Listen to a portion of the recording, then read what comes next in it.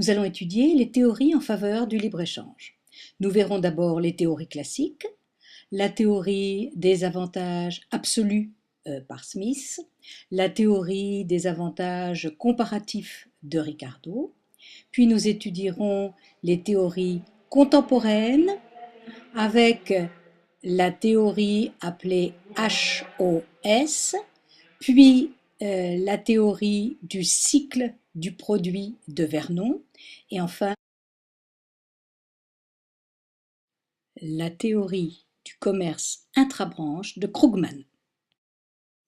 Cet intérêt pour le libre-échange vient aussi de grandes théories économiques qui datent depuis Smith. En effet, il a été le premier à parler des avantages absolus, c'est-à-dire de montrer que certains pays ont des avantages de production et de productivité importants et qu'ils ont tout intérêt à produire un maximum et à commercer avec d'autres pays qui, eux, ont d'autres avantages absolus.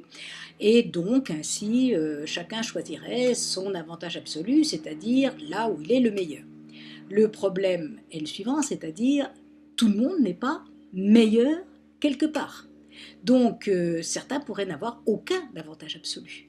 Imaginez si ce sont des élèves, bon, il y en a un qui a 20 en maths, c'est très bien, il fera que des maths, il y en a un qui a 14 en philo, c'est bien, il fera que de la philo, mais celui qui a 12 en philo et 13 en maths, il fait quoi? Il fait plus rien. C'est pas possible. Donc, en fait, c'est là où intervient Ricardo. En effet, Ricardo dit, mais non, ce n'est pas les avantages absolus qui comptent, ce sont les avantages comparatifs. C'est-à-dire, même si on n'est pas le meilleur quelque part, on a intérêt à se spécialiser, on a intérêt à commercer.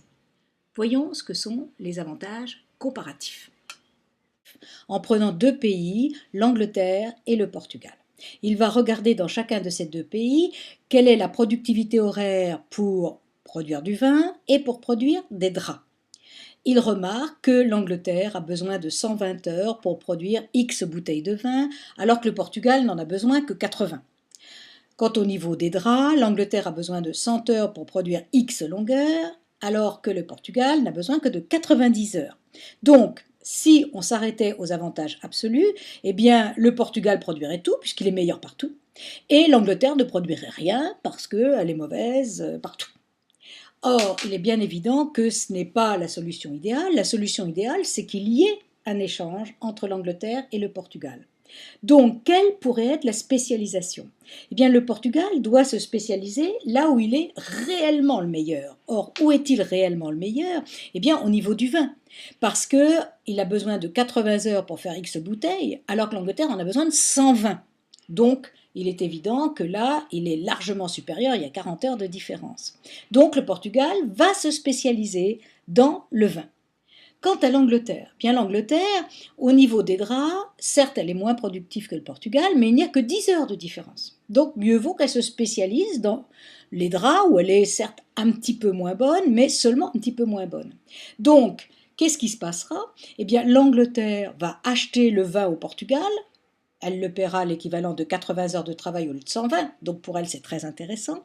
Quant au Portugal, lui, il va acheter le drap en Angleterre, certes, il y aura une petite différence, il va payer 100 heures de travail pour avoir X longueur de drap qu'il aurait pu faire en 90 heures, mais mieux vaut qu'il utilise ces 90 heures à faire du vin, parce que là, ça sera beaucoup plus rentable pour lui. Donc, il va s'améliorer dans le vin et il va mettre tous ses capitaux dans le vin, ainsi il aura une super spécialisation et il pourra acheter un tout petit peu plus cher le drap anglais. Deuxième théorie, c'est celle de HOS. H, c'est Exer, O, c'est Olin et S, c'est Samuelson.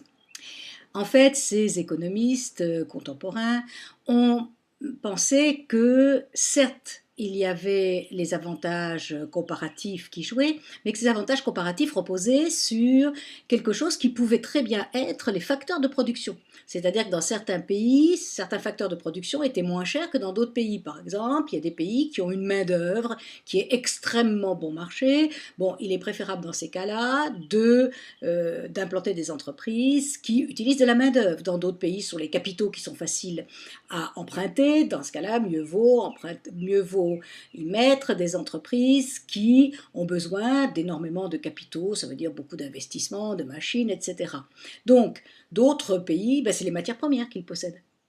Donc en fait, on s'aperçoit qu'en fonction de facteurs de production, il va y avoir des spécialisations d'un pays ou d'un autre pays vers un certain nombre de productions. Puis est venue la théorie du cycle du produit. En effet, on s'est aperçu que la spécialisation était beaucoup moins simple qu'on ne l'avait cru, et on s'est aperçu qu'en fait, les produits n'étaient pas toujours produits par le même type de pays. Par exemple, si vous prenez des produits simples, eh bien, ils vont commencer par être produits dans les pays développés, par exemple, parce qu'on vient de trouver quelque chose. Je prendrai les voitures, mais les voitures, une fois qu'elles sont courantes, elles peuvent être produites dans des pays de moyenne industrialisation. Et puis même, à la fin, on en produit dans des pays dont l'industrialisation commence. En fait, la production va changer de continent au fur et à mesure que l'industrialisation se transforme, change, que les produits se renouvellent, et donc les nouveaux produits vont être produits dans les pays développés, et au fur et à mesure, ces produits vont se répandre dans l'ensemble du tissu industriel mondial. Une dernière théorie est celle de Krugman, un économiste américain qui a eu le prix Nobel et qui, pendant un temps, était tout à fait favorable à la mondialisation. Depuis, il a changé. Mais il pensait à l'époque que la mondialisation était le meilleur système, la meilleure manière de se développer. Et il s'est interrogé sur le fait que beaucoup de pays, finalement, n'échangeaient pas des produits différents, ne se spécialisaient pas de manière différente. Par exemple, en Europe, on échange beaucoup de voitures. L'Italie produit des voitures, l'Allemagne produit des voitures, la France produit des voitures. Donc, comment se fait-il qu'on produise le même produit et qu'en plus on l'échange ? Eh bien, c'est ce qu'il a appelé le commerce intra-branche, c'est-à-dire à l'intérieur d'une même branche. En effet, quand on regarde bien, on s'aperçoit que ce n'est pas exactement la même spécialisation.